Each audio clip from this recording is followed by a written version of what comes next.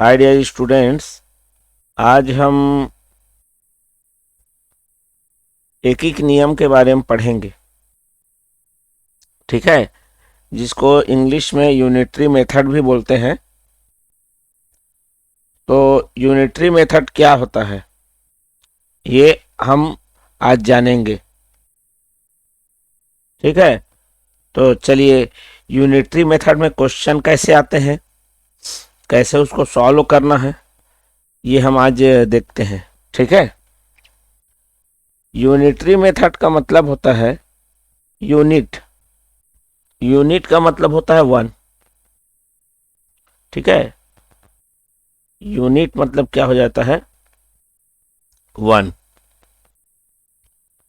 Clear है, unit का मतलब होता है वन। तो देखो, कोई भी अगर आपको वन से ज्यादा का, मोर देन वन, मतलब एक से ज्यादा,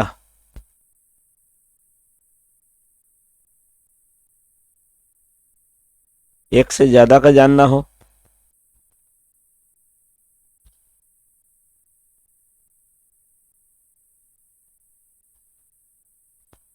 या एक से कम,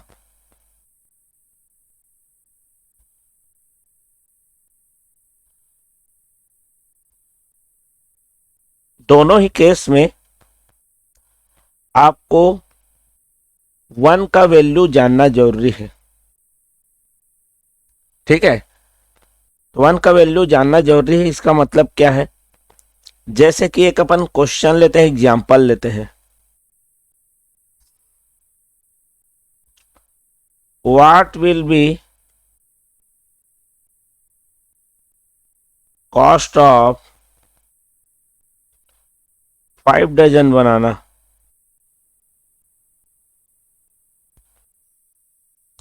मतलब यहां पर पूछ रहा है कि 5 डजन बनाना का कॉस्ट क्या है, मतलब उसका प्राइस क्या है। तो अब एक बात बताइए, 5 डजन का जब कॉस्ट हमको पूछा गया है, तो हमको सबसे पहले तो ये जानना है कि 1 डजन का कितना होगा। ठीक है, तो चलिए यहां पर, जब हमारा यहां पर मोर देन वन दिया रहेगा, इसको वन के लिए कन्वर्ट करना रहेगा। तो हम क्या करेंगे, उसे डिवाइड करेंगे।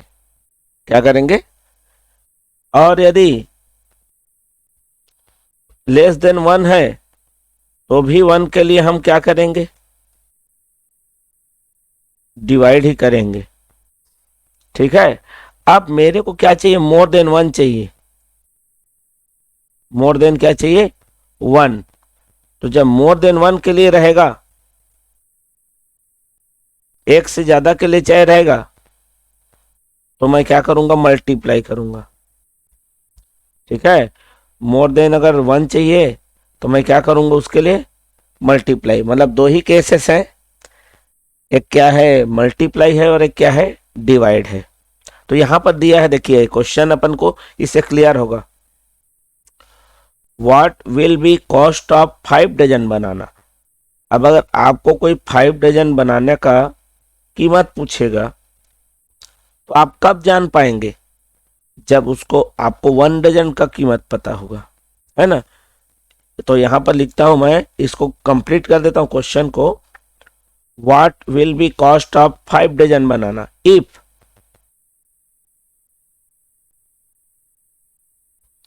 द कॉस्ट ऑफ 1 डजन बनाना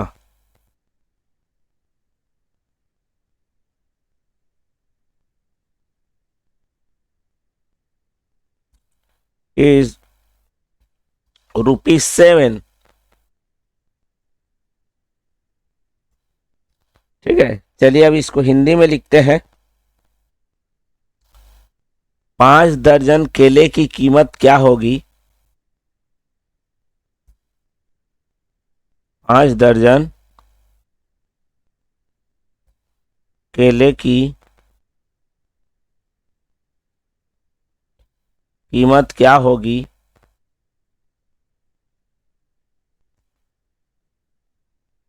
यदि 1 दर्जन केले की कीमत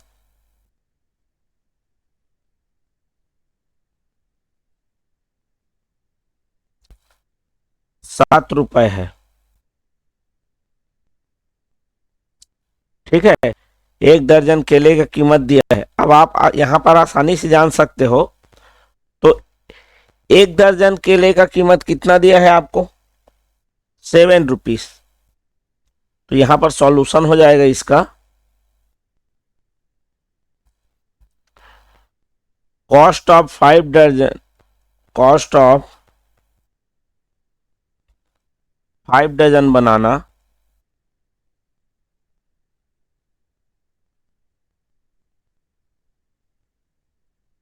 इक्वल्स टू 1 दर्जन कितना है?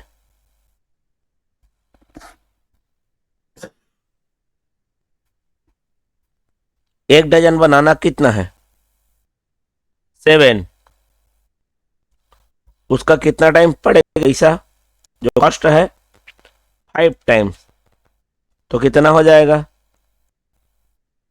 तो इस क्या हो जाएगा? 35। तो 35 ही हमारा क्या हो जाएगा? आंसर हो जाएगा। ठीक है, तो इस तरह से कभी भी 1 दर्जन का दिया रहेगा और आपको एक से ज्यादा का निकालना है। ठीक है, एक से क्या करना है? ज्यादा का निकालना है। तो आप क्या करेंगे? उसको मल्टीप्लाई कर लेंगे, है ना। हमने यहां पर देखा, मल्टीप्लाई किया और मल्टीप्लाई करके हमने क्या कर लिया? आंसर निकाल लिया। ठीक है, तो इस तरह से कभी भी यूनिटरी मेथड का मतलब होता है, यूनिट का मतलब होता है 1। ठीक है, यूनिट का मतलब क्या होता है? 1 होता है। ठीक है, यूनिट का मतलब क्या होता है हमारे लिए? 1 होता है। और आप अगर 1, कोई भी चीज के 1 के लिए निकालना अगर जान जाएंगे, अगर आपको 1 का दिया है, जैसे यहाँ पर एक क्वेश्चन था, सिंपल सा क्वेश्चन था, ये सबसे सिंपल क्वेश्चन है, जिसमें बोला गया है कि what will be cost of 5 दर्जन बनाना। आपको 5 दर्जन बनाने का क्या है? कीमत पूछा था। ठीक है, कब? जब आपको 1 दर्जन बनाने का क्या दिया हुआ है? ऑलरेडी कीमत दिया हुआ है। ठीक है, केवल 1 दर्जन का। ठीक है, तो 1 दर्जन का जब कभी भी यूनिटरी मेथड, हाँ हेलो, यूनिटरी मेथड में यही होता है कि कभी भी आपको जितने भी कॉस्ट पूछेगा या वैल्यू पूछेगा ज्यादा का, एक से ज्यादा का, मोर देन 1, देन आपको क्या करना है? यहां पर मल्टीप्लाई करना है। कभी भी मोर देन 1 का पूछेगा मतलब आपको क्या करना है? मल्टीप्लाई करना है एक। ठीक है, और कभी भी 1 का पूछेगा, 1 के लिए आपको क्या करना है? डिवाइड करना है। यही दो चीजें क्लियर होनी चाहिए आपके पास। ठीक है, 1 के लिए आपको क्या करना है? डिवाइड करना है, और मोर देन 1 के लिए क्या करना है? मल्टीप्लाई।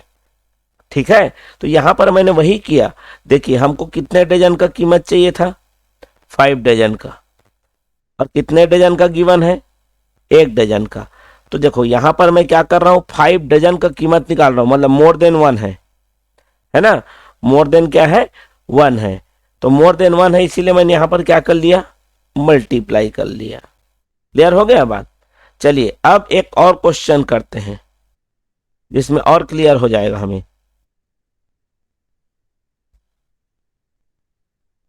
चलिए तो क्वेश्चन करते हैं, यहां पर एक अनदर क्वेश्चन ले लेते हैं। तो क्वेश्चन हमारा ये है, क्वेश्चन लिखते हैं।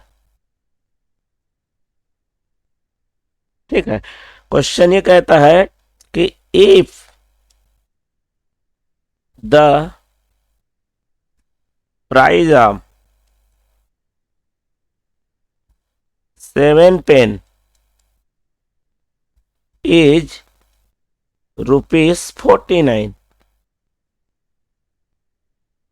ठीक है, then find the price of 17 pen. चलिए इसको हिंदी में लिख लेते हैं, लिखते हैं। चलिए यदि 7 पेन की कीमत, ठीक है, यदि 7 कलम, पेन मतलब कलम, की कीमत ₹49 है, तो 17 पेन की कीमत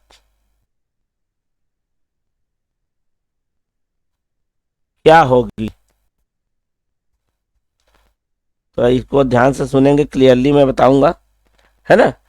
तो यहाँ पे आपको देखिए क्या बोला है, 7 पेन, ठीक है, कितना कॉस्ट दिया है? 49। देखो ना यहाँ पर, तो उसी को लिख रहा हूं, सॉल्यूशन में अपन लिख रहे हैं, कॉस्ट ऑफ 7 पेन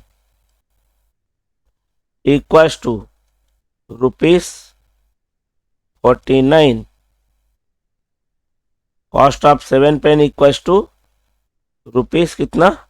49। ठीक है, अब देखिए यहां पर कितने का गिवन है आपको? 7 का। तो यूनिटरी मेथड कहता है यदि आपको एक से ज्यादा का पता हो तो सबसे पहले आप 1 का फाइंड करोगे। किसका फाइंड करोगे? 1 के लिए। तो 1 के लिए कैसे निकालना है? यहां पर कॉस्ट ऑफ 1 पेन, जब भी 1 का निकालना है ना, मैंने ऑलरेडी आपको यहां पर क्या कर दिया है, बता दिया है।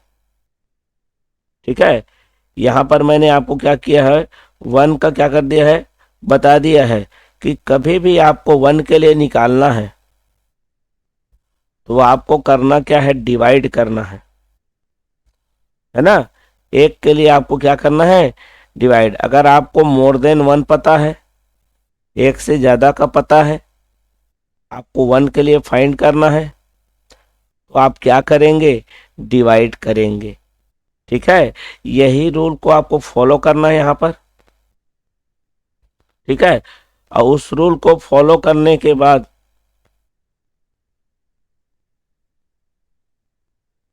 ठीक है, आप क्या करेंगे, सॉल्व करेंगे। चलिए यहां पर देखते हैं। तो फिर हमारा यही क्वेश्चन आ गया।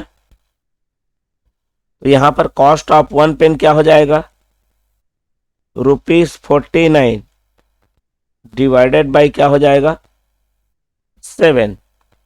इसको आप फ्रैक्शन में लिख सकते हैं, अपॉन के फॉर्म में लिख सकते हैं, नो डाउट। ये इसका मतलब आप इसको ऐसा लिख सकते हैं, 49/7। तो आपको तो टेबल पता ही होगा, 7 1 जा 7 और 7 7 जा कितना, 49। तो ये आंसर कितना आ गया मेरे पास, ₹7। मतलब मेरे को आ गया कॉस्ट ऑफ 1 पेन, मतलब एक पेन की कीमत आ गई। ठीक है, ये जो 49 दिया है ना, वो क्या है, 7 पेन या कलम की कीमत थी। ठीक है, पेन मतलब कलम, वही चीज हिंदी में दिया है। ठीक है, तो यहां पर हम जो निकाले हैं वो क्या है, एक पेन मतलब कलम की कीमत। अब हमें क्या करना है, एक तो मिल गया, एक कलम की कीमत आ गई हमारे पास ₹7।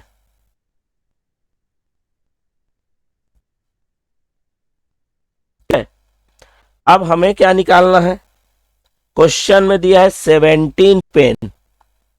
तो जैसा मैंने कॉन्सेप्ट में बता दिया है, अगर एक से ज्यादा का निकालना है ना, तो एक से अगर ज्यादा का आपको निकालना है मतलब आपको मल्टीप्लाई करना पड़ेगा।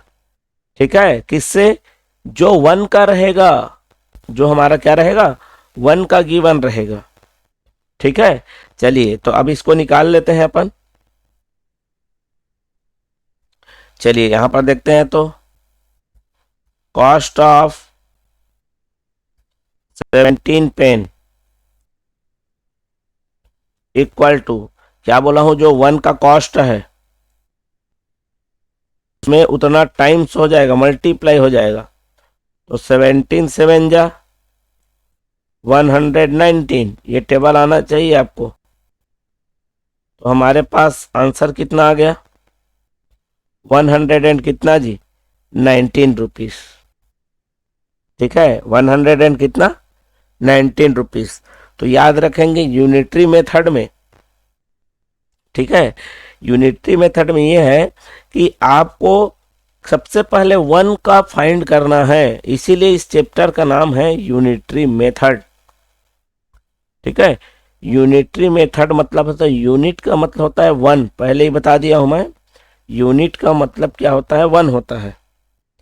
तो आप सबसे पहले कितने का भी ये रहे, आपको यूनिट मतलब 1 के लिए पहले फाइंड करना। यहां पर हमने फाइंड किया ना यूनिट के लिए, वैसे ही आपको यूनिट मतलब 1 के लिए क्या करना है, पहले फाइंड करना है। और 1 का फाइंड हो जाएगा तो क्या होगा हमारे लिए, हम क्या कर सकते हैं, किसी भी चीज का क्या कर सकते हैं, फाइंड कर सकते हैं। ठीक है, यूनिट का मिल गया हमें तो हम किसी का भी क्या कर सकते हैं जी, फाइंड कर सकते हैं। क्लियर हो गया? चलिए आगे बढ़ते हैं और एक क्वेश्चन लेते हैं, एक और क्वेश्चन करते हैं जिससे हमको क्लियर होते जाएगा। और ठीक, चलिए देखते हैं। तो चलिए यहां पर देखते हैं, हमारे पास एक और क्वेश्चन ले लेते हैं। थोड़ा सा क्या है, चेंजेस आ जाता है, थोड़ा सा इसको चेंज कर देते हैं, है ना। चलिए यहां पर क्वेश्चन को थोड़ा सा मैं घुमा रहा हूं और देखते हैं क्या होता है।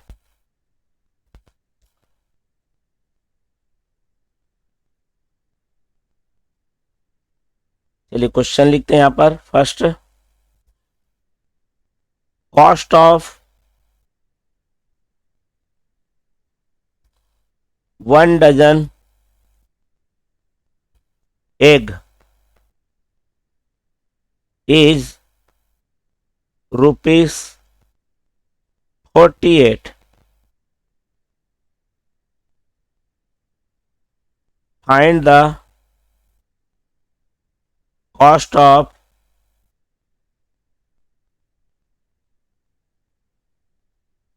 20 eggs.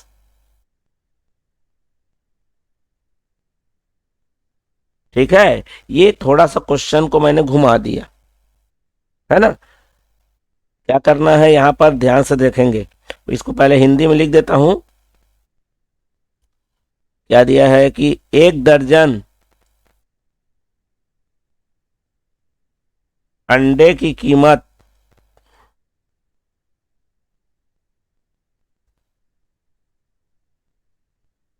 48 रुपए है, तो 20 अंडों की कीमत